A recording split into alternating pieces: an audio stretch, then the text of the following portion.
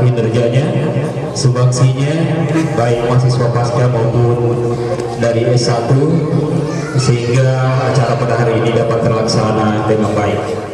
Tentu teristimewa kepada ketua panitia yang bisa mengkoordinir semua acara pada hari ini. Hidup ketua panitia dulu. Alhamdulillah wassabillah. Saya teringat tahun lalu kita mulai rintis dialog ilmiah, berbeda dengan di tempat yang lain, di mana di tempat yang lain masih monolog, tapi kita insya Allah kita bisa interaktif dalam dialog ilmiah pada hari ini, tentu dalam bingkai peringatan Maulid Rasulullah SAW dengan tema merawat rindu dan cinta kepada baginda Nabiullah melalui eksplorasi akhlak, ilmu dan digitalisasi. Alhamdulillah wassabillah. Berbicara masalah cinta, teringat seorang sufi yang sangat terkenal dengan bahasa cintanya, yaitu Jalaluddin Rumi. Saya mengutip salah satu perkataannya seperti ini: dimanapun engkau berada dan apapun yang engkau lakukan, maka jatuh cintalah. Sangat sangat responsif kita angkat pada hari ini, bahwa apapun yang kita lakukan, dimanapun kita berada, maka jatuh cintalah kepada seluruh apa yang kita lakukan itu. Tentu kita kurang lebih 14 abad lamanya ditinggalkan Rasulullah SAW. Bagaimana rasa wujud cinta kita kepada Rasulullah SAW? Bagaimana merawat cinta kepada Rasulullah SAW dalam konteks sekarang ini? Berpijak tadi dalam ungkapan Jalaluddin Rumi tersebut, bahwa dimanapun kau berada, apapun yang kau lakukan, secara realitas kita berada di STL Al-Furqan Makassar. Lalu apa yang kita lakukan? Tentu untuk pengembangan kampus Al-Furqan Makassar. Lalu bagaimana rasa wujud cinta Rasulullah SAW kita interpretasikan, kita integrasikan dalam kampus ini? Lalu apa yang kita lakukan hendaknya dilandasi dengan rasa-rasa cinta yang membuat apa yang kita lakukan yaitu merasa mudah dan merasa ringan. Dan itu yang kita lakukan pada hari ini, alhamdulillah. Walaupun settingan maulid kita dan disampaikan ketua panitia bahwa ini seakan-akan dadakan hanya 2 hari 3 hari ini, tapi alhamdulillah pelaksanaannya kita bisa lihat sekarang ini. Tentu saya tidak berpanjang lebar bagaimana rasa cinta kita kepada Rasulullah SAW. Saya teringat pada maulid yang lalu masih kita berdebat apakah ini bid'ah dan bid'ah atau bukan melaksanakan maulid dan seterusnya. Saya kira perdebatan ini sudah tidak kontributif kita bahas tentang itu, walaupun ada, tapi kita ingin bagaimana memberikan maulid itu, memberikan integrasi, memberikan spirit kepada kita, yaitu untuk melakukan perubahan-perubahan ke depan sebagai rasa wujud cinta kita Rasulullah SAW sebagai pembaharu, di mana kalau kita lihat bahwa pembaharu yang paling fenomenal yang pernah ada, bahkan bukan umat Islam saja yang mengakuinya, tapi umat-umat yang lain, para ahli yang lain bahkan menempatkan di antara 100 tokoh yang paling pertama adalah Rasulullah SAW sebagai umat pembaharu. Baik, saya serahkan kepada narasumber pada hari ini kurang lebih 15-30 menit barangkali untuk memberikan pengantar. Setelah itu kita akan kepada sesi dialog atau pertanyaan. Kepadanya kami persembahkan atau mungkin saya tidak perkenalkan lagi Bapak narasumber karena kita sudah sangat kenal dan sudah terkenal saya kira. Jadi beliau ini adalah lawan diskusi saya, maksudnya partner diskusi saya di belakang layar. Dan alhamdulillah pada hari ini sudah di depan layar kita akan diskusi tentang dalam wujud cinta Rasulullah SAW. Baik, kepadanya kami silakan.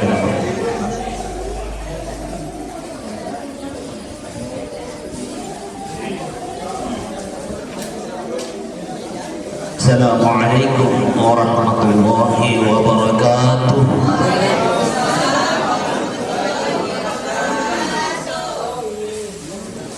Alhamdulillahilladzi arsala rasulahu bil huda wa dinil haqq liyudhhirahu 'ala ad-dini kullihi wa kafa billahi shahida. Wassalatu wassalamu ala asyrafil mursalin sayyidina wa nabiyyina wa maulana Muhammad alladzi ballagha ar-risalah wa 'adda al-amanah wa nasaha al-ummah wa 'ala alihi wa sahbihi ajma'in. Pertama-tama saya ingin menyapa dulu semua beberapa pihak dan semua yang hadir. Pertama-tama yang kita hormati bersama Bapak Pengawas Yayasan Pendidikan Ilmu Al-Quran STI Al-Furqan dan Ibu Ketua STI Al-Furqan bersama dengan para wakil ketua yang hadir bersama pada hari ini, juga para kajur dan sekjur, juga nama kepada Direktur Pasca Sarjana dalam hal ini sebagai moderator pemantik diskusi kita, juga para seluruh dosen STI Al-Furqan, para undangan, para kepala KUA yang hadir, juga kepala sekolah ataupun yang mewakili yang merupakan mitra kita selama ini, dan terutama juga saya kira kepada ketua panitia yang sudah bekerja dengan sangat baik dalam waktu yang sesingkat-singkatnya, dan seluruh anggotanya, dan terutama kepada seluruh para mahasiswa yang hadir pada siang hari ini. Tentu terlebih dahulu saya mengajak kita untuk selalu memuji dan bertahmid kepada Allah Subhanahu wa taala, bersalawat selalu kepada Rasulullah sallallahu alaihi wasallam. Saya diberi tema ini, disetting dengan dialog merawat rindu dan cinta kepada Rasulullah sallallahu alaihi wasallam. Itu dulu yang pertama yang saya ingin komentari.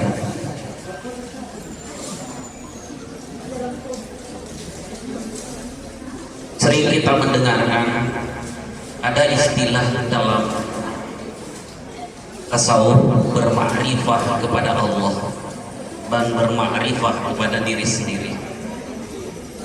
Itu kemudian diungkapkan dalam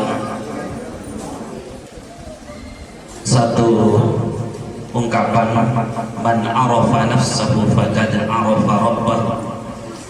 Tapi mengenal Rasulullah atau bermakrifah kepada Rasulullah, hari ini kita akan coba bedah sedikit. Karena bagaimana kita bisa mencintai Rasulullah kalau kita tidak bermakrifah, kita tidak mengenal beliau. Sering ada ungkapan, tak kenal maka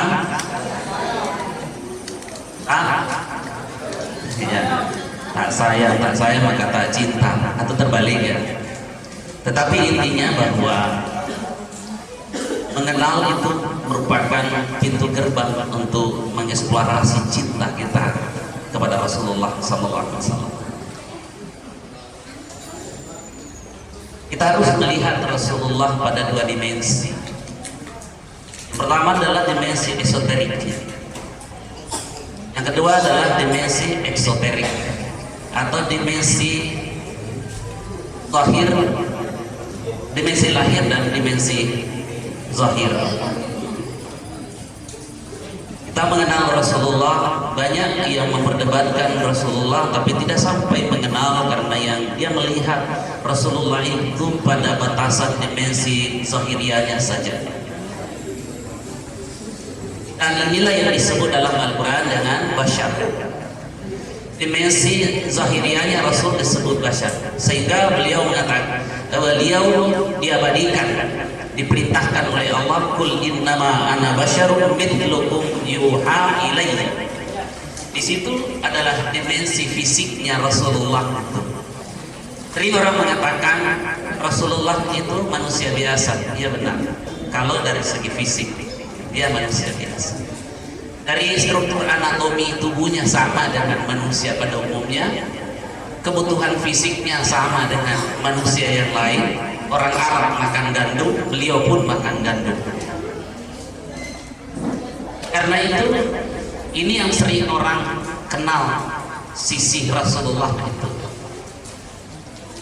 Tapi kemudian ada dimensi esoterik atau dimensi dimensi batiniahnya Rasulullah, ini yang perlu kita kenal. Dan ini yang selalu hadir. Tadi waktu kita mengatakan Assalamu alaika ya Rasulullah, Rasulullah sebenarnya hadir di tengah-tengah kita. Karena kata Assalamu alaika, kata kah itu artinya tidak ada. Itu terjadi dialog antara kita dengan Rasulullah. Rasulullah masih bersama kita secara rohani saat ini. Dan dari perspektif esoterik, sekarang ruangan ini dipenuhi oleh makhluk-makhluk Allah yang mencintai Rasulullah. Di sini ada para malaikat yang terus dari awal kita hadir di sini terus berdoa meminta ampun dan rahmat untuk kita semua. Ini dipenuhi, tetapi kemudian kita tidak melihatnya karena yang kita misalnya lihat dari perspektif dimensi eksoterik, dimensi zahirianya, itu tidak mungkin. Di sini ada juga para jin muslim yang bersama ingin mendengarkan kalimat-kalimat thayyibah dari kita semua. Maka sungguh seandainya kita memandang ruangan ini sesak sesungguhnya. Dan kita adalah bagian. Mereka semua minta ampun untuk kita. Yang kedua adalah Rasulullah dari segi dimensi lahiriah disebut dengan Khatamul Anbiya. Dia adalah nama penutup. Tapi dari segi batiniah, dari segi esoteriknya, Rasulullah itu sudah menjadi Rasul, sudah dikenal sebelum ada alam semesta ini. Kajian ini mungkin akan kita bedah dengan kajian pada Nur Muhammad sebetulnya.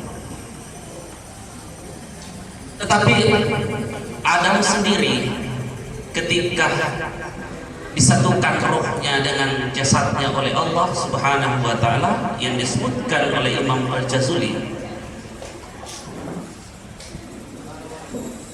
itu di dalam kitab Dalail Khairat itu disebutkan bahwa Rasulullah itu sudah dikenal oleh Adam ketika Adam diciptakan. Ketika Adam satu ketika Muhammad, ketika Rasulullah Sallallahu Alaihi Wasallam itu terlintas dalam pandangannya, mengangkat kepalanya, lalu dia meminta ampun kepada Allah melalui bihaqqi Muhammadin Sallallahu Alaihi Wasallam, melalui hak Rasulullah Sallallahu Alaihi Wasallam. Lalu Allah bertanya, dari mana engkau mengenal Muhammad?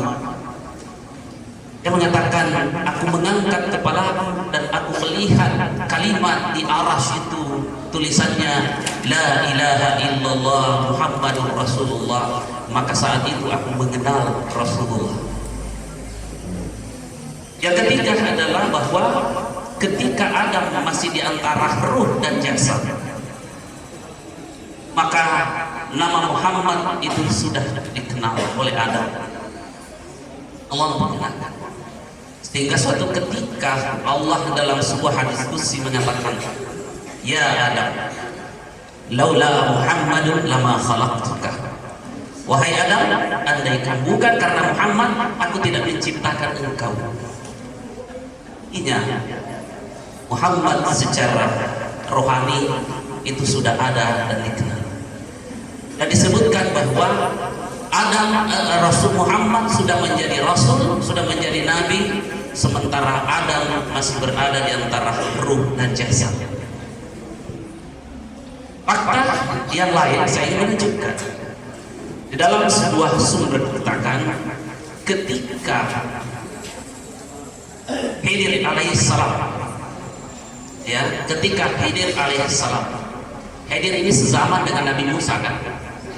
Khidir dalam kisahnya sezaman dengan Nabi Musa, sehingga Khidir ini merupakan guru dari Nabi Musa alaihissalam. Tapi Nabi Khidir pernah bertanya kepada para aulia, para wali. Apa pertanyaannya? Siapa yang bisa memberikan keterangan kepada aku bahwa bagi apa amalan yang bisa membuat orang yang sudah tercatat celaka menjadi beruntung atau bahagia? Para aulia tidak ada yang bisa menjawab. Maka Khidir mengatakan, maka aku mendatangi Rasulullah untuk bertanya tentang hal ini. Maka Rasulullah mengatakan,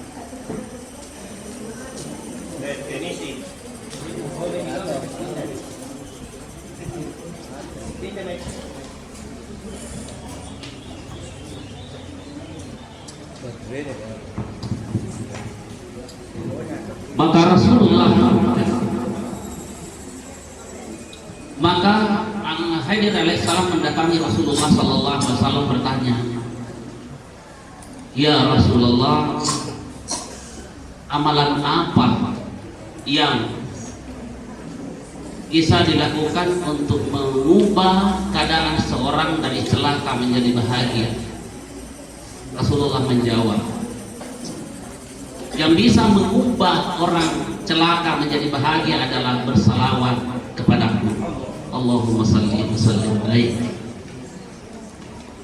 Karena itu aksirus salah alaihi, perbanyaklah salawat kepadanya.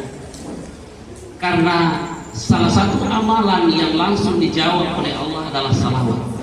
Dalam sebuah hadis dikatakan aksirus salat alaihi, perbanyaklah salawat kepadaku. Man shalla alayya salatan sallallahu alaihi asyram, perbanyaklah salawat kepadaku, karena siapa yang bersalawat kepadaku satu salawat, maka Allah akan membalas 10 salawat kepadanya. Nah, kalau Allah sudah yang membalas salawat kita, inilah keistimewaan umat Rasulullah sallallahu alaihi wasallam. Yang terakhir, bahwa ternyata fakta yang menunjukkan juga di dalam Al-Quran, ketika Nabi Isa diutus oleh Allah Subhanahu wa taala, dia menginformasikan ada lagi nabi akhirul anbiya, namanya yang dikenal di langit oleh penduduk langit, mengenalnya namanya adalah Muhammad Ahmad. Itu disebutkan dalam surah As-Saff, ismuhu Ahmad. Jadi nama Muhammad dikenal di langit dengan Ahmad, oleh penduduk bumi mengenalnya dengan nama Muhammad. Ini yang kira dan Nabi, dan saya ingin mengatakan di akhir pengantar ini bahwa Nabi Muhammad itu adalah Nabi pertama. Nabi pertama. Saya mendengarkan tadi kitab Merasani, saya menikmati sekali akhir-akhir syair dan ilmu balaghah begitu tinggi sekali. Ada namanya ilmu arudi ya, timbangan-timbangan syair, itu saya menikmati sekali. Dan kemudian di situ dikatakan tadi, ala man huwa akhirul anbiya'i bi suratihi wa awwaluhum bi ma'na, bahwa Nabi Muhammad itu awwaluhum bi surat awal akhirul anbiya'i bi surati, nabi terakhir dari segi lahiriahnya, wa awwaluhum bi makna, tapi beliau adalah nabi pertama dari segi hakikinya. Itu sudah diungkap oleh Ja'far al-Barzanji pada saat tadi kita mendengarkan itu di dalam doa. Dan salah satu yang membuktikan bahwa nabi itu dijaga, itu disebutkan dua, bahwa dikatakan bahwa nabi itu yamshi khalfa ashabihi, kalau berjalan beliau berada di belakang para sahabat, tapi beliau mengatakan kosongkan di belakang, wa yaqulu hallu zahri lil malaikati ruhaniyah, kosongkan di belakangku karena di belakangku itu akan dipenuhi oleh malaikat. Siapa lagi yang ingin berkata bahwa Muhammad itu manusia biasa? Saya kira ini pengantar kita. Saya serahkan kembali kepada moderator. Baik, luar biasa yang telah mengantar kita bagaimana ma'rifah Rasulullah SAW. Tadi disebutkan bahwa tak kenal maka tak cinta, tak cinta maka tak sayang.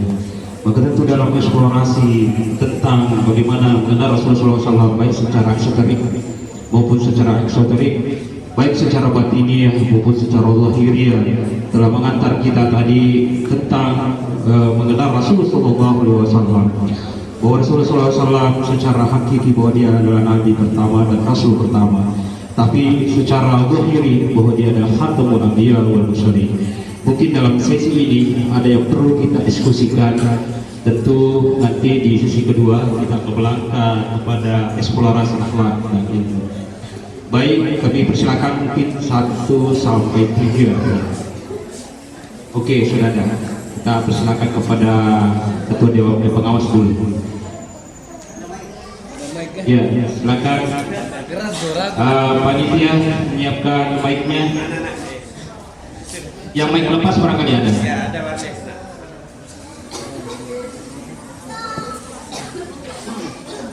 Ada baterainya. Disiapkan.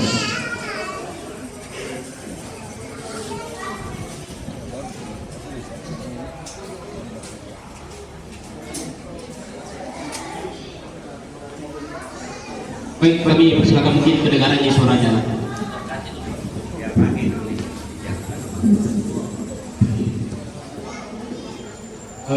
Terima kasih. Assalamualaikum warahmatullahi wabarakatuh. Saya kira ini agenda yang bagus. Namanya juga kampus, kita perlu kegiatan yang ilmiah. Jadi dialog ilmiah dan rangka peringatan hari lahir Maulid yang besar kita ini menarik. Saya kira temanya juga sangat memberi dampak positif ke depan. Saya kira mencintai Rasulullah itu yang utama adalah karena Rasulullah diutus ke bumi ini untuk akhlakul karimah, memperbaiki akhlak. Saya kira akhlak dalam banyak pendekatan ini yang menjadi tantangan kita ke depan. Bagaimana membangun sebuah peradaban yang sivilisasi dalam rangka membangun akhlakul karimah ini. Saya kira di sini peran saya Al-Quran bagaimana mencetak sarjana agama yang update dengan perkembangan global ilmu pengetahuan, tapi berakhlak karimah. Nah, ini menarik. Ada ibu ketua, para dosen. Saya kira dalam banyak kesempatan saya berterima kasih duduk sebagai salah satu pilih pengurus Dewan Pengawas. Walaupun saya tidak aktif, mungkin juga banyak yang tidak kenal saya. Perlu saya perkenalkan barangkali. Saya Nasrul Hamzah. Ini hari sebenarnya saya mengajar, dan ternyata ada Maulid. Jadi saya diberi amanah oleh sekolah ini mengajar Pancasila. Saya kira sebuah mata kuliah yang penuh tantangan di era kekinian saat ini. Oleh karena itu saya kira peringatan Maulid ini implementasinya adalah bagaimana peningkatan kualitas akhlakul karimah. Dan ini tantangan sekolah tinggi kita dan rangka membangun sebuah peradaban. Saya mengatakan begini, maaf saya mencontoh dulu Unhas punya pola ilmu yang pokok, yaitu maritim. Mungkin kita sekolah tinggi agama Islam ini punya kajian ilmiah bagaimana mencetak sarjana yang Qurani yang update dengan era global. Mungkin bagaimana merumuskan itu, saya kira itu barangkali menjadi tantangan kita semua, apalagi sudah membuat program pasca. Jadi saya kira harus ada kajian spesifik untuk pengembangan kampus ini. Alhamdulillah, saya terima kasih kepada ketua beserta perangkatnya. Sekolah ini menunjukkan progres yang sangat bagus. Tidak sengaja kemarin apa saya bilang di Pemprov, ketemu saya dengan bagian aset di Pemprov. Dia mengatakan sementara kita menunggu surat Departemen Agama untuk menghadirkan Pemprov untuk melihat ini persoalan.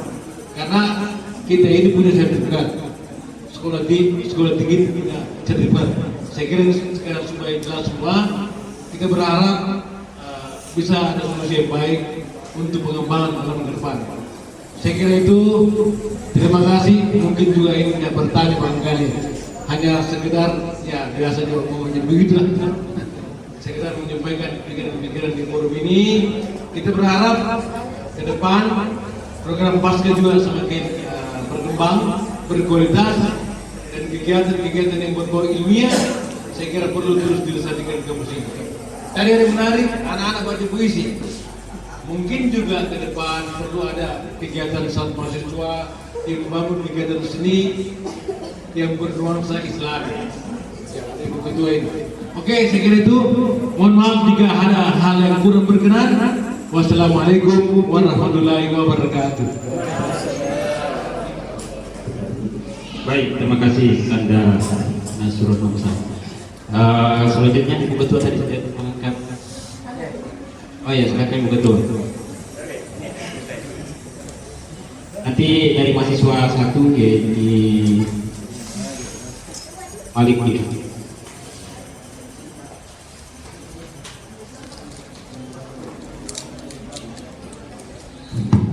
Bismillahirrahmanirrahim.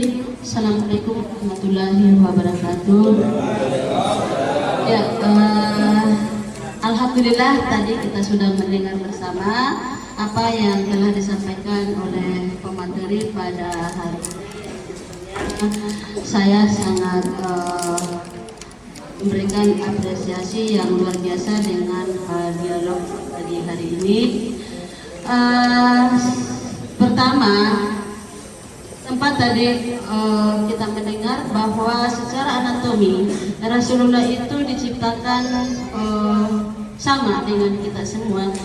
Harus kita pahami bahwa Rasulullah itu adalah orangnya gagah. Itu melalui beberapa riwayat. Yang kedua yang saya mau tanyakan di sini, laqad kana lakum fi Rasulillahi uswatun hasanah. Saya menginginkan di tempat ini bagaimana rindu dan cinta kepada Rasulullah kita elaborasikan dengan akhlak yang tentunya kita tidak bisa pungkiri bahwa teknologi kita sekarang seakan-akan bisa melupakan yang terkait dengan bagaimana Rasulullah diutus dengan akhlak yang sempurna. Pertanyaan saya, kira-kira apa yang harus kita lakukan sebagai dosen yang ada di Stai Al-Furqan supaya kita tidak terlena dengan digitalisasi, sehingga akhlak ini perlu akhlak dan ilmu perlu dikedepankan. Yang kedua yang saya mau tanyakan di sini yaitu hulikan aziman, ya. Jadi kira-kira akhlak yang ada pada diri Rasulullah, karena kita ketahui satu contoh bahwa Rasulullah itu adalah memiliki 11 istri, tapi istrinya yang perawan yaitu Aisyah saja. Kira-kira kalau kita di posisi sekarang, ya santai saja kapan. Jadi kira-kira di posisi sekarang kita ketahui bahwa Sauda itu adalah menawarkan diri. Ya, saya ingat Pak Ustaz Jamal yang disampaikan oleh Pak Zainuddin Hamka bahwa Sauda itu adalah kurang lebih hampir 10 anaknya. Terus beliau menawarkan diri kepada Rasulullah karena Rasulullah itu mencuci sendiri, makan sendiri, memasak sendiri ketika Khadijah itu pergi meninggalkan, atau dalam arti Khadijah itu sudah dipanggil oleh Allah Subhanahu wa taala. Sehingga Sauda ini adalah menawarkan diri, wahai Rasulullah, saya mau dijadikan istri oleh Anda, ya, untuk membantu dalam hal perawatan dan sebagainya. Jadi umurnya ini 60 tahun, ya. Ya, umurnya adalah 60 tahun. Kira-kira apa yang bisa kita petik dari akhlak Rasulullah ini, ya, yang tadinya adalah hanya satu saja,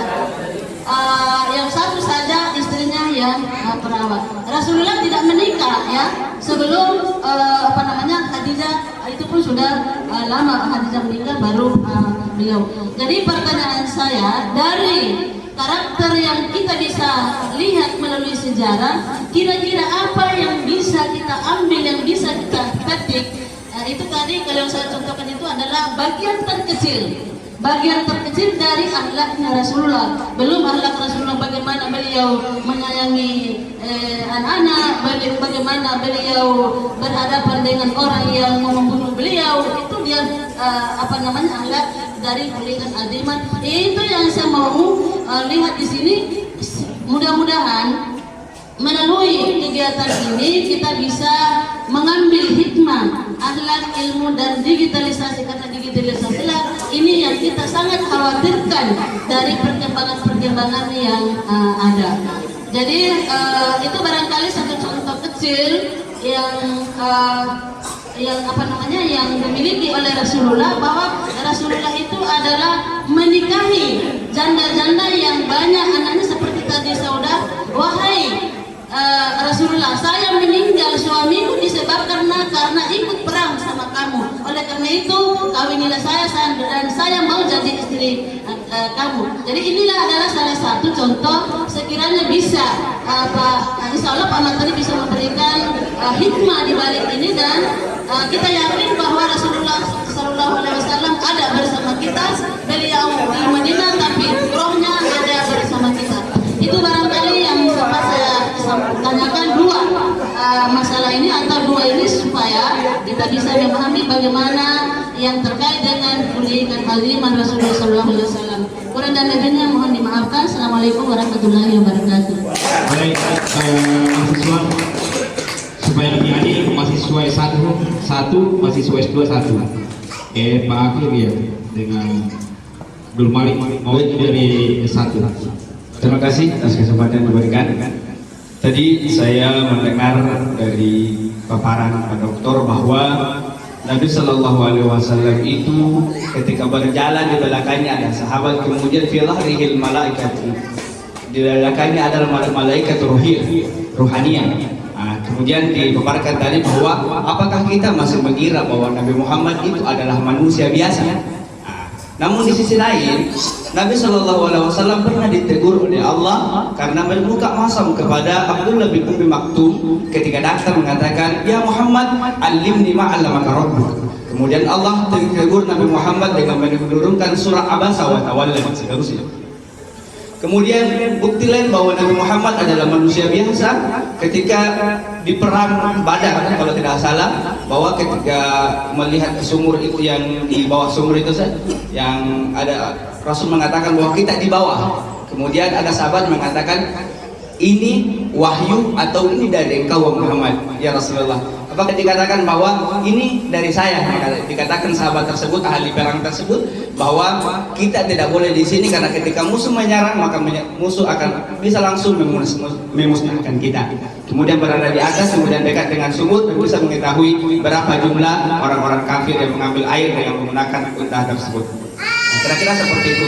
Jadi apa sinkronisasi tadi yang disampaikan, bahwa apakah kita masih mengira bahwa Muhammad itu adalah manusia biasa dengan yang dipaparkan tadi bahwa filahrihil malaikatur ruhaniyah, dan kemudian tadi bahwa menunjukkan bahwa betapa manusianya Nabi Muhammad yang bisa bermuka masam ketika menghadapi delegasi para Quraisy pada saat itu, orang-orang dulu, ketika datang seorang orang biasa yang buta lagi namanya Abdullah bin Ummi Maktum yang mengatakan, ya Muhammad, alimni ma'allamaka rabbak, kemudian ditegur oleh Allah. Kira-kira seperti itu Ustaz. Jadi sinkronisasi. Terima kasih. Baik, silakan kepada yang masih sofas ya, supaya ada perwakilan. Silakan tadi.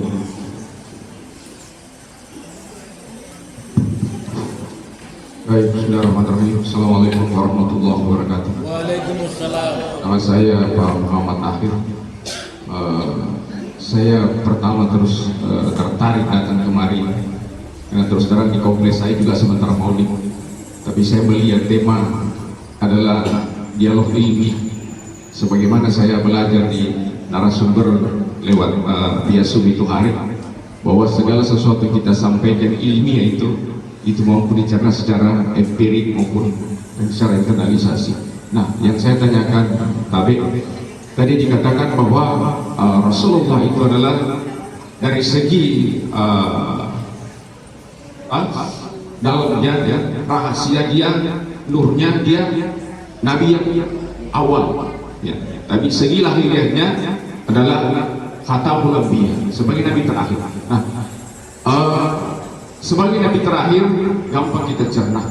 Yang paling berat untuk kami adalah bagaimana caranya memahami ya dan memaparkan bukti yang ilmiah ya. Dalam artian manusia al-bashar bisa memahami itu dan bisa meyakini bahwa betul dia Muhammad adalah nabi yang pertama ya. Seperti tadi dikatakan bahwa ketika Nabi Adam berkata, fa idza sawaitu wa nafakhtu fihi, ya Allah, ketika engkau meniupkan roh masuk ke dalam tubuhku, rafa'tu ra'si, saya angkat kepala ya, fara'aitu ila qawamil arash, kemudian saya melihat ke tiang arash, kataba, ternyata tertulis maktubah la ilaha illallah Muhammad Rasulullah, tertulis nama itu. Makanya tadi katakan Allah bertanya kembali, ya Adam, kaifa araftu Muhammad walam akhluqu, di mana kau kenal Muhammad sementara saya menciptakan ya. Maka Nabi Adam menjawab, itu tadi angkat, dia tulis namanya di tiang aras. Ini secara hadis yang gampang kita baca, tapi susah untuk dimasukkan dan diyakini bahwa betul dia diciptakan sebagai nabi yang pertama dari segi pada nurnya ya. Itu yang kedua tadi dikatakan bahwa Nabi Haider ya sebagai gurunya Nabi Musa ya. Yang tadi dikatakan bahwa bukti yang kedua bahwa Muhammad itu adalah nabi yang pertama dari segi nurnya, ketika Nabi Haider gurunya Nabi Musa, sementara Nabi Musa lebih dulu daripada Nabi Muhammad ya. Dia mengatakan, dia tanya semua para wali-wali, tidak ada yang bisa menjawab apa yang kita lakukan kalau setelah dinyatakan takdirnya celaka sementara bisa berubah jadi beruntung atau bernasib baik. Tidak ada yang bisa jawab ya. Kemudian dia datangi Rasulullah ya. Maksud saya, bagaimana caranya kata ini ya, pembuktian yang kedua ini untuk meyakinkan terhadap pendengar, terhadap narasumber, apakah ini hadis qudsi, apakah ini ayat, atau apakah ini hadis sahih. Karena mohon maaf, berkaitan dengan era digitalisasi sekarang ini, semuanya orang ingin menuntut pembuktian. Terima kasih Pak Dokter. Assalamualaikum warahmatullahi wabarakatuh. Baik, kita semua yang bertanya luar biasa. Kira-kira kalau di sistem ini Pak Dimas itu diadakan, berpikir ustaznya kayak diunggah kembali. Jadi harus belajar banyak-banyak ustaznya. Makanya yang kita hadirkan ini tidak sembarangan juga ustaz yang kita hadirkan, karena ada dialog ilmiah.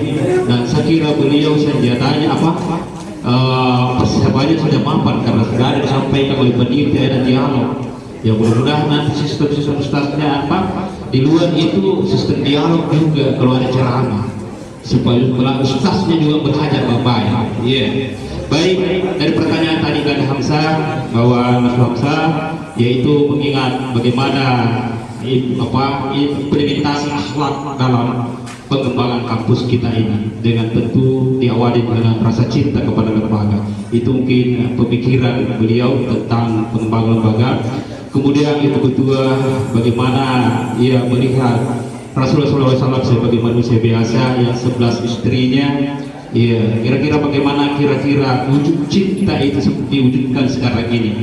Kemudian yang kedua, bagaimana seandainya ada perempuan yang menawarkan kepada kita ya untuk menjadikan istri. Iya, tapi ada sebenarnya katanya sudah umur 60 tahun. Tapi kalau masih muda, saya kira bersemangat untuk terima. Kira-kira bagaimana cuman ini.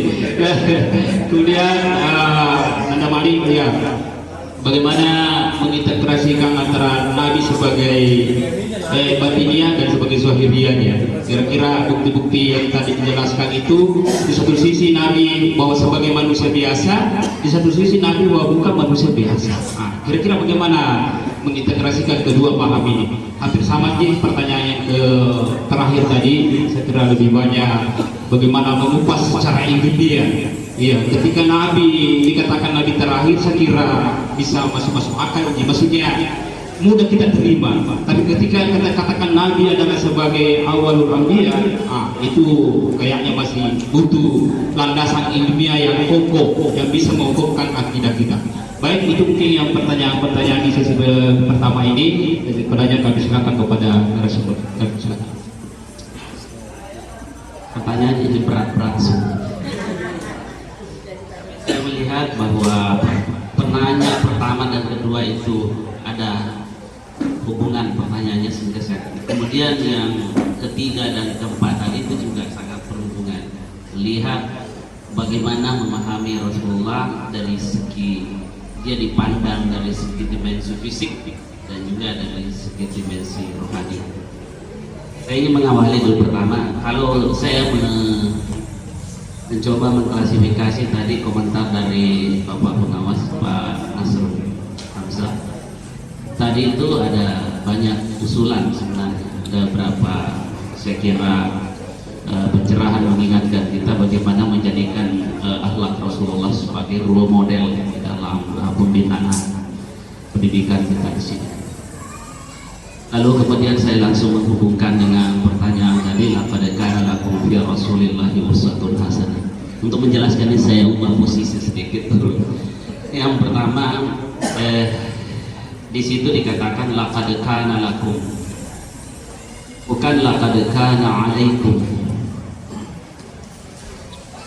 Laqad kana lakum, lakum itu berarti hak, dan di situ ada peluang memilih. Kalau alaikum itu mengikat dan absolut, sehingga apa yang ada pada diri Rasulullah itu tidak menggunakan laqad kana alaikum, tidak mengikat secara absolut, tapi di situ ada peluang untuk memilih mana yang wajib diikuti, mana yang disunahkan untuk diikuti, mana yang menjadi bagian yang harus dipilih, dan bahkan ada yang tidak boleh diikuti karena ada kekhususan bagi Nabi. Tapi yang tidak boleh diikuti karena ada sering sekali statement mengatakan begini, pokoknya kalau sudah pokoknya itu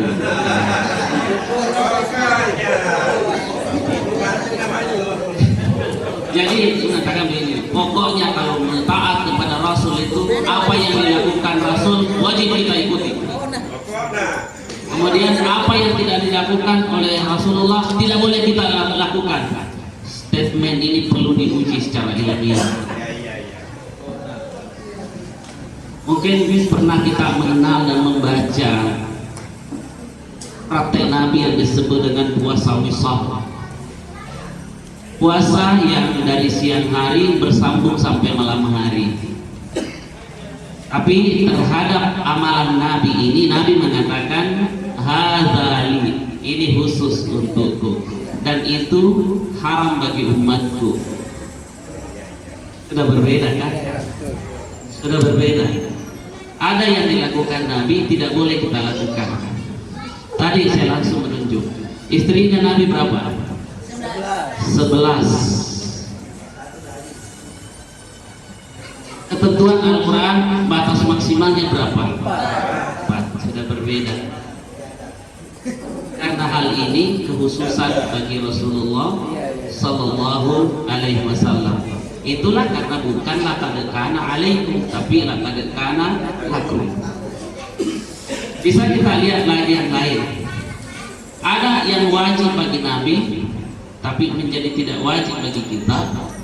Hanya sunnah muakkadah menurut kesepakatan mayoritas ulama, yaitu salat lain. Bagi Nabi itu wajib berdasarkan Al-Quran, ya ayyuhal muzammil qumil laila illa qalila. Berdasarkan itu diperintahkan kepada Nabi secara khusus. Dia tidak mengatakan qumu al-lail, tapi qumil laila ditujukan kepada Nabi. Dan kaidahnya bahwa al-aslu fil amri lil wujub, bahwa dasar dari perintah itu adalah wajib, dan karena itu wajib bagi Nabi, tapi ulama mengatakan itu sunnah muakkadah bagi kita. Sudah berbeda. Saya bisa membayangkan, dan ini rahmat bagi kita. Andaikan ini wajib, kira-kira banyak orang berdosa ya? Iya. Kira-kira kalau salah lain ini menjadi wajib, gimana kira-kira?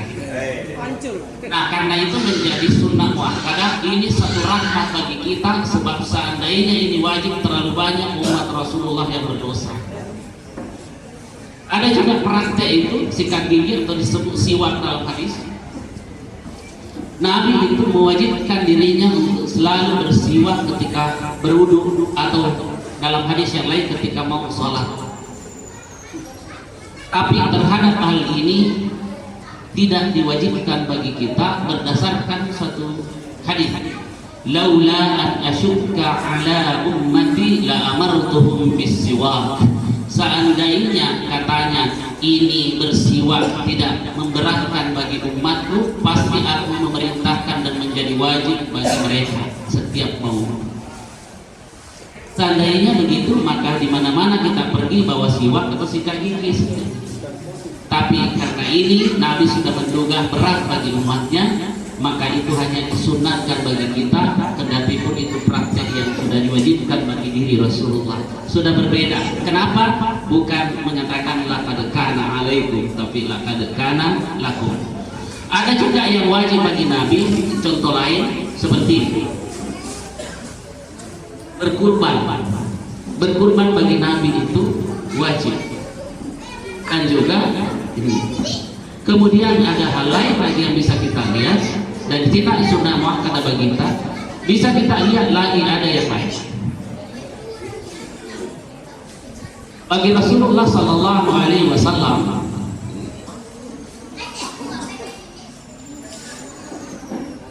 itu kalau dia berpuasa, ya, kalau dia berpuasa seperti yang saya sebutkan tadi, lalu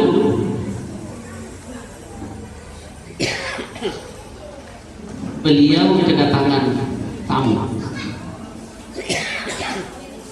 itu beliau mengutamakan menghormati tamunya dengan dua pilihan.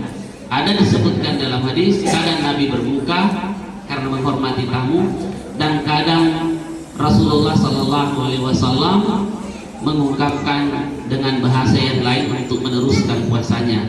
Ini memberikan ruang bagi kita bahwa mendapatkan pahala di dalam hal ini. Bisa kita berbuka karena menghormati tamu, apalagi puasa sunnah Pak. Puasa hukumnya sunnah, menghormati tamu hukumnya wajib. Sehingga saya kira orang yang tahu hukum tahu persis bagaimana, dan juga bisa meneruskan puasanya dengan cara bagaimana dia mengatakan sesuatu yang baik yang tidak membuat tamunya itu berat hati untuk tetap mengkonsumsi. Banyak hal yang saya kira contoh-contoh yang diberikan oleh Rasulullah SAW, tetapi kemudian tidak menjadi wajib. Bahkan ada yang haram bagi kita, tidak boleh bagi, dalam tanda petik haram bagi Rasulullah, tetapi itu diperuntukkan untuk umatnya. Apa? Menerima dan mengkonsumsi zakat. Bagi Nabi itu tidak halal atau tidak boleh menerima zakat. Tetap menerimanya hanya untuk didistribusi, bukan untuk dikonsumsi. Tapi bagi kita, terutama mereka fuqara masakin, itu haknya memang mereka, tapi tidak untuk Nabi. Disinilah kita bisa melihat bahwa tidak semua yang dilakukan Nabi wajib kita lakukan, dan tidak semua yang tidak dilakukan Nabi tidak boleh kita lakukan. Bahkan ada dianjurkan melakukan inovasi yang baru, Pak. Dari mana hadisnya? Man sanna sunnatan hasanah falahu ajru wa wajru man amila biha ba'dah. Siapa yang membuat sebuah terobosan inovasi baru, lalu itu adalah hal yang baik, maka dia mendapatkan nilai kebaikan ditambah dengan kebaikan orang yang mengikuti dan melakukan di belakangnya. Tapi sebaliknya juga, man sanna sunnatan sayyi'atan fa alaihi wizru wa wizru man amila biha ba'dah. Siapa yang membuat satu kebiasaan menciptakan sebuah terobosan yang buruk, maka dia mendapatkan keburukannya itu ditambah dengan keburukan orang yang mengikutinya. Jadi di situ Jadi menurut saya ini bukan bid'ah, tapi ini sunnah dalam arti tradisi yang baru. Tradisi yang baru, jadi ada peluang untuk melakukan hal. Nah, saya kira di sini. Kemudian kalau contoh dari Rasulullah SAW sebagai role model itu sudah tegas. Laqad kana lakum fi Rasulillahi uswatun hasanah. Saya ingin juga mengambil contoh kehalusan akhlak Rasulullah ini. Bagaimana kita sering terjebak memahami teks tapi tidak memahami apa di balik teks itu. Contoh, Nabi kalau makan itu dikabarkan dalam satu hadis Muslim itu makan dengan bisalasati asabi, makan dengan 3 jari. Iya, bisalasati, makan dengan tangan kanan dengan 3 jari. Ini sunnah atau bukan? Saya mau tanya, makan dengan 3 jari ini sunnah atau bukan? Sunnah ya. Oke, kita uji dulu. Kita uji secara ilmiah. Hadis itu di dalam asbabul wurudnya mengatakan bahwa ketika itu sebenarnya Rasulullah sedang berkumpul bersama dengan para sahabat. Lalu persediaan makanan tidak sebanyak telur yang ada di depan kita. Karena persediaan terbatas, jumlah sahabat yang hadir banyak dan belum semuanya masuk ruangan, masih ada di luar sebagian. Sehingga beliau dengan bahasa yang sangat halus mengatakan kul biyaminika wa kul bithalasati asati, makan dengan tangan kanan, makan dengan 3 jari. Secara faktual dan dari segi kultur, memakan gandum atau roti atau kurma dengan 3 jari bisa nggak? Sangat bisa, sangat memungkinkan. Kalau makan dengan 5 jari itu artinya mengambil banyak. Tapi Nabi sebenarnya sangat halus bahasanya. Beliau mengatakan makan dengan 3 jari, seolah Nabi mengatakan, pelan-pelan kok kalau makan, jangan serah, masih ada orang yang sedang terbatas. Di situ sebenarnya halusan bahasa Nabi tidak mengatakan jago balala, tapi yang menyatakan makan dengan 3 jari dengan menanti itu supaya pelan-pelan dan mengingat orang yang belum kebagian. Itu contoh dari halusan bahasa. Bukan 3 jarinya yang menjadi inti sunnah, itu hanya teknis. Tapi sunnahnya adalah berbagi dalam kebersamaan. Itu sebenarnya. Jadi situ pesan monopoli sudah diperlihatkan agar tidak terjadi ada berbagi. Itu sebetulnya ini pesan. Jadi akhlaknya ada di sini. Akhlak berbaginya Nabi yang menjadi teladan, bukan teks hadis ini. Bukan teksnya, teks itu hanya sebagai teknik mengungkapkan sunnah. Bolehkah kita perhatikan? Saya kira bisa secara substansi, tapi secara teknis tidak selamanya. Sebab kalau kita makan bubur Manado dengan 3 jari, kira-kira apa yang terjadi? Makan bubur Manado dengan 3 jari karena mau memahami teks itu sebagai sunnah. Bukan itu yang dimaksud. Boleh pakai sendok, tetapi tetap bisa kita bagi ke yang lain. Hal ini diperkuat oleh hadis yang lain yang mengatakan kalau masak sayur perbanyak air kuahnya supaya bisa membagikan ke tetangga. Bukan maksudnya perbanyak kuahnya tidak ada isinya, tapi ingat-ingat tauhid. Itu sebenarnya pesan di balik teks. Nah, itu saya sudah pernah menulis relasi teks dan konteks. Itu sudah terbit. Saya kira itu yang saya kira tadi. Tadi sebenarnya begini tentang Nabi berpoligami dan bermonogami. Hari napas ini sering menjadi diskusi. Ya, ini ada grup khusus sebenarnya. Saya sering ikut codok, tapi ya untuk menghidupkan saja grup. Saya mau tanya, bermonogami itu sunnah atau bukan? Satu istri itu sunnah atau bukan? Wajib. Yang poligami sunnah juga ya. Mari kita tes lagi. Mari kita uji itu. Nabi menikah di usia 25 tahun dengan menikahi seorang janda kaya raya yang berusia 40 tahun. Ya. 40 tahun. Itu konglomerat. Dan Nabi distributor. Karena seringkali beliau mendistribusikan bisnisnya sampai ke Syam. Lalu menikah dengan dia. Nabi diangkat menjadi Rasul dalam usia 40 tahun. Di dalam kitab Rahikul Maktum itu dibahas secara rinci sebenarnya. Nah, itu artinya bahwa pernikahan Nabi sebelum diangkat menjadi Rasul itu bersama dengan Khadijah selama 15 tahun. 25 ke 40, 15 tahun. Lalu Aisyah meninggal atau wafat di tahun ke-10 dari masa kenabian Rasulullah, usia beliau 50 tahun. Usia beliau 50 tahun. Dan artinya Nabi itu bermonogami bersama dengan Khadijah selama 25 tahun. Lalu bersama dengan Aisyah dan istri-istrinya yang lain, seperti katakan Aisyah itu kan dalam usia yang masih sangat belia itu dinikahi oleh Rasulullah SAW, sehingga dalam riwayat itu tidak langsung bersama. Ya kalau bahasa kasarnya kita sekarang belum haid ya. Jadi itu, dan kemudian tidak dikaruniai keturunan dari situ. Nabi hanya dikaruniai keturunan dari Khadijah. Jadi kita bisa lihat di situ 25 tahun, dan kemudian Nabi berpoligami hanya kurang lebih 10 tahun. Berpoligami kurang lebih 10 tahun. Itu pun yang lainnya adalah janda-janda yang perlu disantuni. Ya, beda dengan Khadijah. Khadijah kaya raya. Kalau yang lain ini adalah janda-janda dari para sahabat yang gugur di medan perang. Sehingga itu tadi seperti Sauda itu tadi. Nah, kita bisa lihat, bolehlah kita mengatakan dua-duanya dicontohkan oleh Nabi Sallallahu Alaihi Wasallam.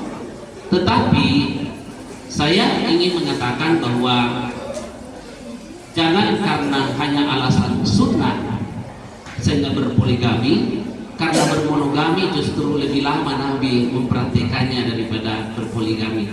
Tapi bahwa itu sunnah, itu fakta Nabi juga melakukan.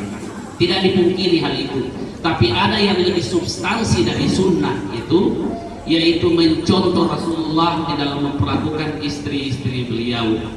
Ketika Nabi SAW terlambat pulang misalnya, lalu Aisyah itu sudah tertidur atau istri yang lain sudah tertidur, Nabi tidak segan-segan malah menghamparkan itu serbannya lalu tertidur di depan pintu.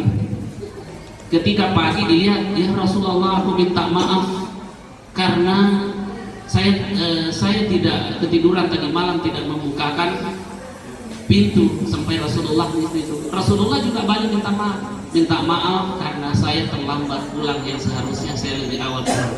Ini adalah contoh, kalau dua-duanya minta maaf maka selesailah persoalan.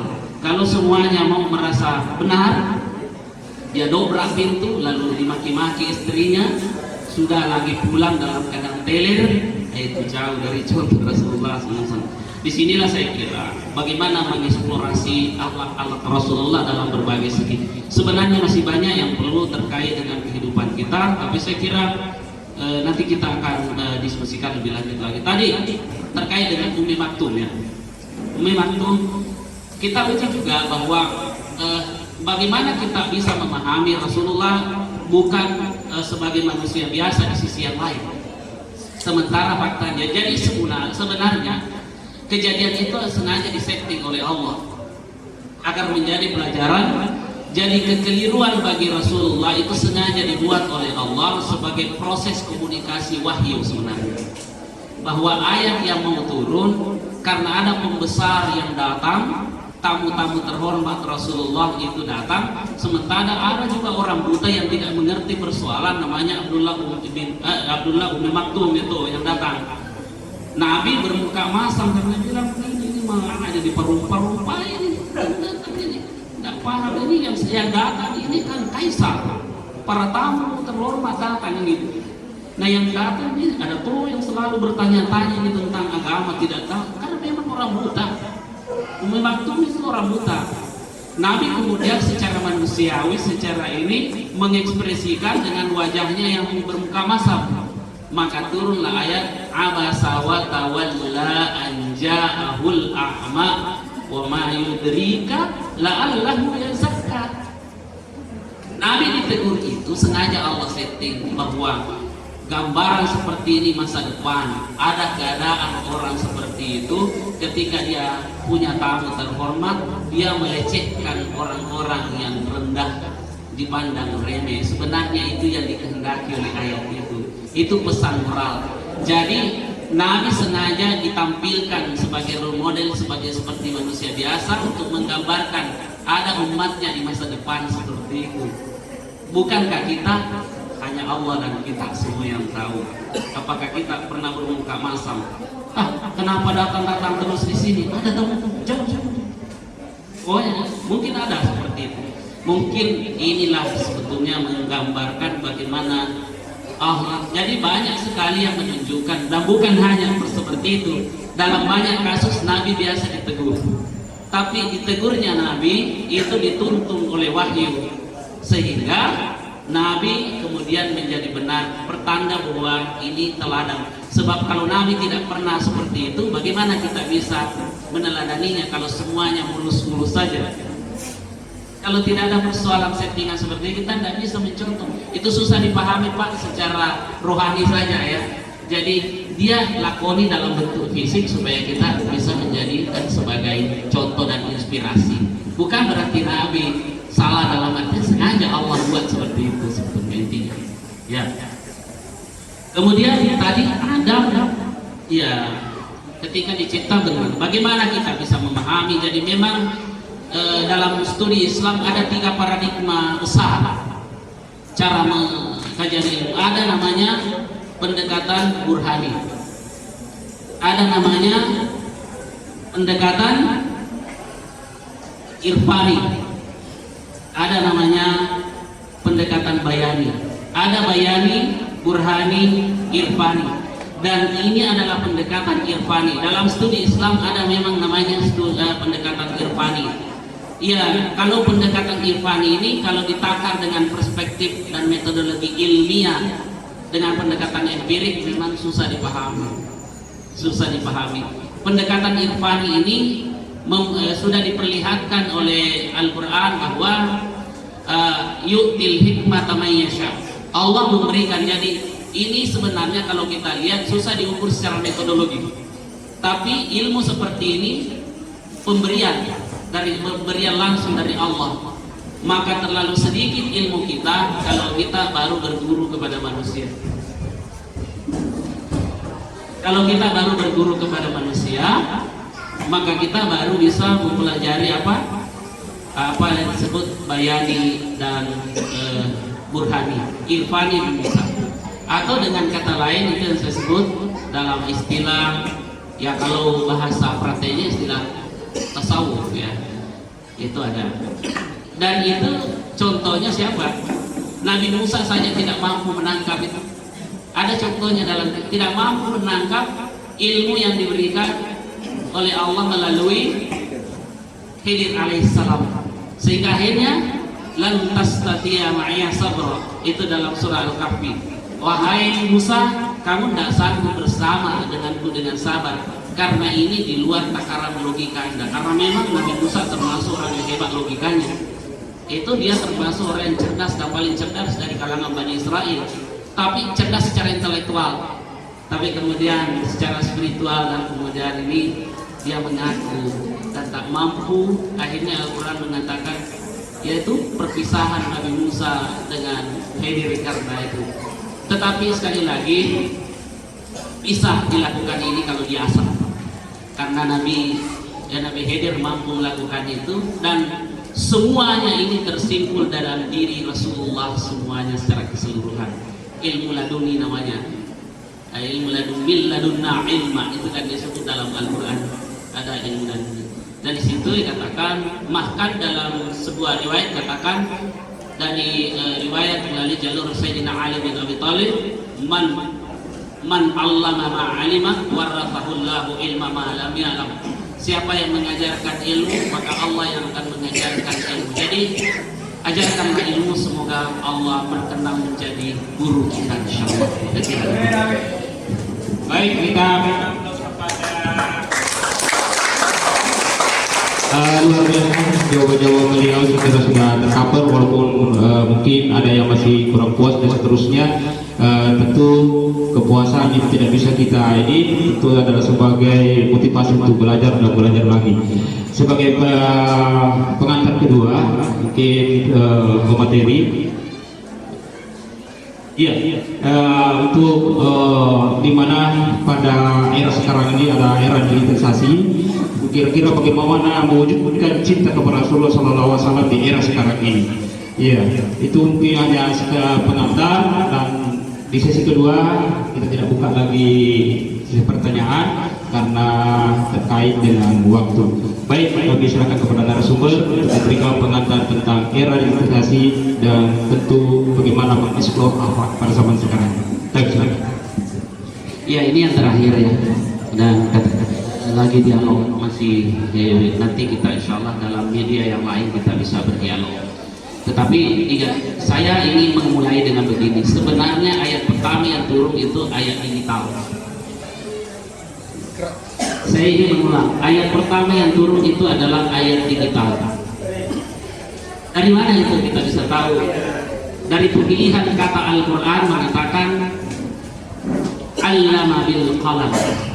Allah mengajarkan itu dengan melalui perantaraan kalam. Kalam yang dikenal dalam sejarah itu adalah alat tulis, dan dari segi historical meaning dari ayat Al-Qalam itu atau makna awalnya Al-Qalam adalah alat yang dikenal sebagai alat tulis pada waktu itu. Alat disebut pena ya kalau bahasa kita. Nah, kemudian makna ini yang disebut oleh Nasir Hamid Abu Zaid, tulisan saya kemarin itu dalam bahasa Inggris, artikel saya. Nasir Hamid Abu Zaid menyebutnya dengan apa yang disebut dengan al-makna at-tarihi, makna historis dari ayat itu al-kalam. Tapi dalam perkembangan maknanya seiring dengan temuan-temuan teknologi saat ini, maka makna al-kalam adalah semua media yang bisa digunakan untuk menulis. Dan karena itu komputer merupakan satu bagian dari makna al-qalam saat ini. Dan ini dahsyatnya kata al-qalam ini sebenarnya diabadikan namanya dalam satu surah di dalam Al-Quran. Namanya surah al-qalam. Nun wal qalami wa ma yasturun, itu surah al-qalam. Sebetulnya itu ada isyarat bahwa nanti ke depan umat ini akan berada dalam sebuah era di mana era itu dipenuhi dengan media kalam itu. Sekarang ini di semua kita punya kalam kemana-mana. Dulu mungkin masih ada di sini pulpen, lalu kemudian bawa buku untuk mencatat. Sekarang ini biasa kita minta pulpen sama teman, nggak bawa. Coba siapa yang bawa pulpen, Pak? Ada barangkali yang tidak bawa. Tapi pulpen kita sudah bermetamorfosa seperti ini modelnya, dan ini bisa dipakai menulis. Inilah salah satu makna al-qalam. Ini yang perlu saya kira, dan karena itu sebetulnya ada juga isyarat di dalam Al-Quran tentang mewanti-wanti juga kita di dalam menerima berita atau informasi. Karena kita sudah kebanjiran informasi sekarang ini, semua bisa ada masuk di kita. Tetapi perhatikan surah Al-Hujurat ayat 6. Di situ, ya ayyuhalladzina amanu in ja'akum fasikum binaba'in fatabayyanu. Di situ ada fatabayyanu. Kalau bahasa medianya klarifikasi dulu. Kalau bahasa ilmiahnya validasi dulu itu data, validasi itu informasi dulu, proses. Itu bahasa penelitiannya validasi dalam bahasa metodologi. Dalam bahasa media jurnalistik itu klarifikasi atau check and recheck. Tuhan, baik. Karena itu di dalam rangka merespon banjirnya informasi seperti ini, paling tidak ada 3 kemampuan literasi yang harus dimiliki oleh generasi saat ini. Yang pertama adalah literasi data. Yang pertama, kalau literasi data, pertama ada data. Sekarang kita perhatikan dari mana sumbernya itu data. Kemudian berikutnya, siapa yang menyebarkan data ini? Jangan orang fasik. Inja aku fasikun. Kalau ada orang fasik tidak kredibel dalam menyebar informasi, fatabayanu, lakukan dulu klarifikasi. Fatabayan. Nah, kita bisa melihat kalau ada data, kemudian kita lihat siapa membawa berita, kemudian berikutnya berarti kita harus memperhatikan informannya atau sumber beritanya. Kemudian berikutnya, fatabayanu itu adalah olah informasi berdasarkan kaidah-kaidah keilmuan. Ya, jangan gegabah. Kenapa kalau gegabah? Antusibu qauman bijahalah fatusbihu ala ma. Kamu akan menyesal dan menimbulkan problem besar kalau ini disebarkan. Itu sebetulnya yang kita. Kalau begitu kemampuan apa? Literasi data. Kemudian yang kedua adalah literasi teknologi. Saya sudah menulis itu dalam sebuah tulisan tentang itu. Saya tulis juga dalam bahasa Inggris. Saya kira saya sudah sebar. Literasi teknologi. Saya menyebutkan bahwa sebenarnya penyebar hoax pertama terjadi itu pada manusia pertama, yaitu Adam, dan menjadi korban hoax. Siapa penyebar hoaxnya? Yaitu iblis. Jadi iblis itu adalah sumber pembuat hoax pertama, dan ini pasti banyak generasinya. Pasti banyak generasinya ini. Bahkan generasinya ada yang hidup secara sistematis dengan memproduksi hoax untuk mencari kehidupan. Bisa. Dan pasti ini karena iblis sudah berjanji, saya akan terus membuntuti umat Muhammad sampai hari kiamat. Jadi kalau ada hoax itu bukan berita baru, itu bukan persoalan baru, persoalan yang seusia dengan manusia pertama. Kemudian apa headline yang dibuat itu?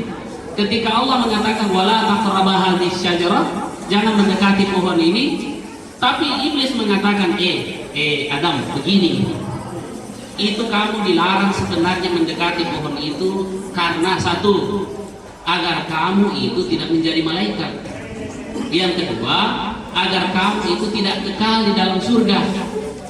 Maka datanglah iblis mengatakan, maukah aku tunjukkan yang membuatmu akan kekal, namanya itu atau khuldun, itu disebut khuldun ya.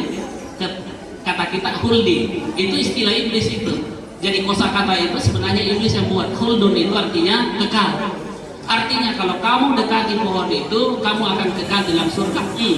Karena diputar balikan ini headline berita, Adam terjebak.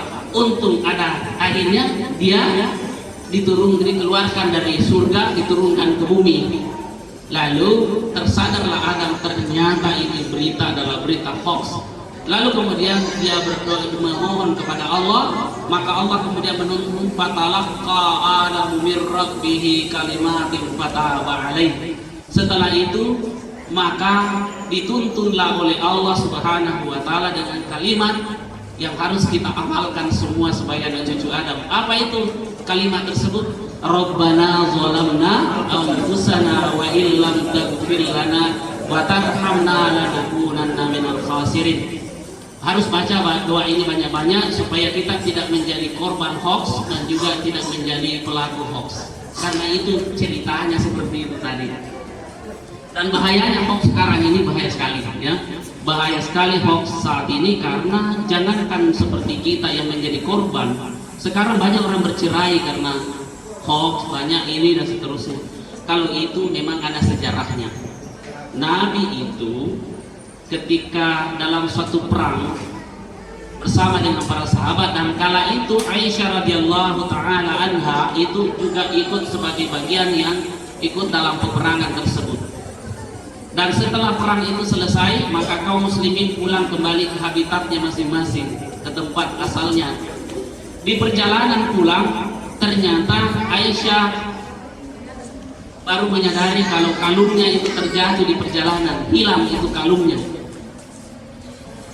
Sehingga Aisyah terpaksa memarkir kendaraannya, untanya itu di suatu tempat, lalu berjalan kaki menyusuri jejak yang pernah dilewati untuk mencari kalungnya. Setelah Aisyah kembali ke tempat semula, tempat itu ternyata juga untanya menghilang. Lalu dia sendirian. Singkat cerita, dalam kesendirian itu tiba-tiba ada sahabat yang juga tertinggal dari rombongan di belakang, satu orang laki-laki. Maka didapatilah kemudian ditawarkan Aisyah, ya Ummul Mukminin, wahai Aisyah, pakai ini untaku, naik di untaku, lalu saya berjalan kaki di sampingmu. Ternyata didapati oleh seorang yang bernama Abdullah bin Ubay bin Salul. Maka ini langsung diberitakan, Aisyah telah berselingkuh dengan seorang laki-laki. Oh, laki. Dalam keadaan seperti itu, Aisyah ditimpa musibah karena dia tidak bisa menghadirkan saksi yang membenarkan, membersihkan nama baiknya.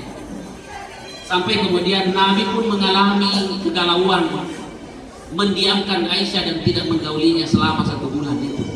Pokoknya hubungan Rasulullah dengan Aisyah itu menjadi tidak cair, menjadi beku dan tidak nyaman. Aisyah selalu menangis dalam waktu selama 1 bulan itu karena tidak baik hubungannya dengan Rasulullah. Itu juga jangan nikah ini manusia biasa ya, supaya menjadi contoh bagi orang yang ada di era teknologi saat ini.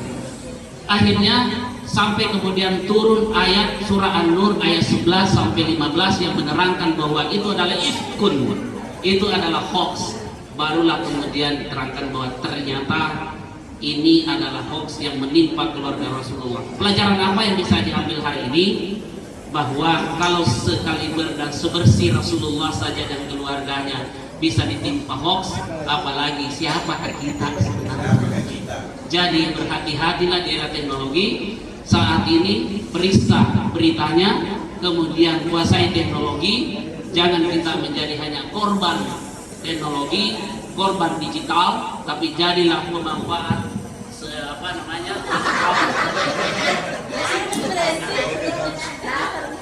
barangkali berhenti nih. Tapi saya belum mau berhenti. Saya ingin meluruskan sedikit.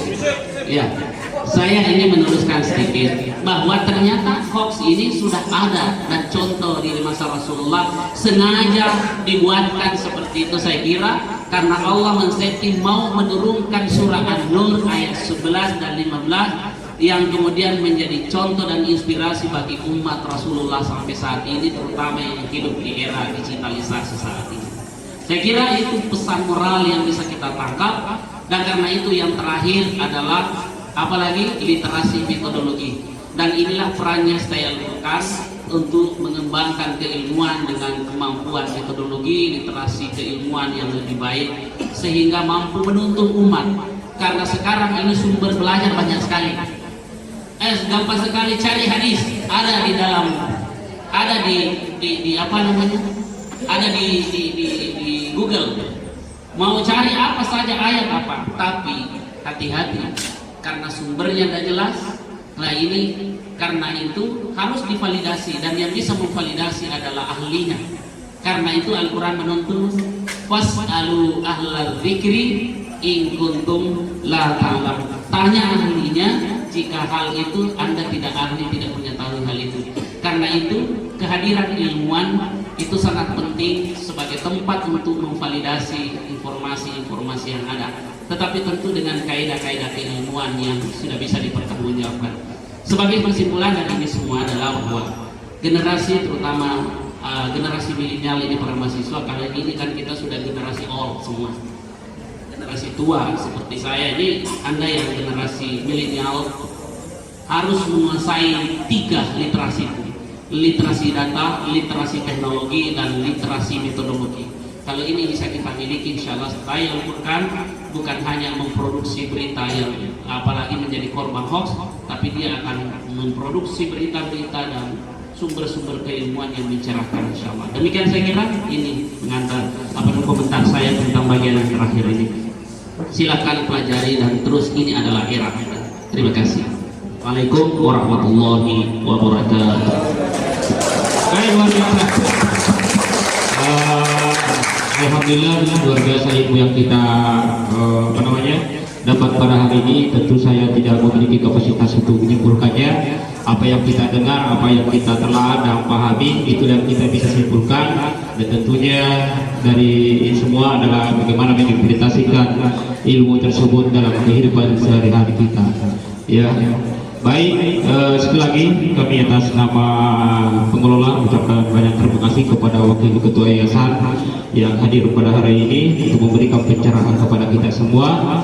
Alhamdulillah berturut-turut ini tahun lalu Ketua Yayasan yang memberikan pencerahan pada momen seperti ini, sekarang ini yaitu Wakil Ketua Yayasan yang memberikan pencerahan kita. Insya Allah mudah-mudahan tahun depan ya Sekretaris Yayasan lagi kita rancang untuk memberikan pencerahan. Insya Allah mudah-mudahan kita diberikan umur yang panjang dan kesehatan dan kekuatan untuk mengembangkan terus ya dialog-dialog ilmiah dalam kampus ya Quran ini. Sekali lagi kami atas nama pengelola mengucapkan banyak terima kasih kepada Bapak narasumber dan sekaligus sebagai Wakil Ketua Yayasan, dan sekali lagi kami ucapkan banyak terima kasih kepada seluruh pihak yang terlibat dalam pelaksanaan ini. Hanya Allah jualah yang bisa membalasnya. Jazakumullah khairan katsiran. Dan marilah kita tutup pertemuan ini dengan baca doa kepada majelis. Subhanallahumma bihamdik asyhadu an la ilaha illa anta astaghfiruka wa atubu ilaik. Assalamualaikum warahmatullahi wabarakatuh.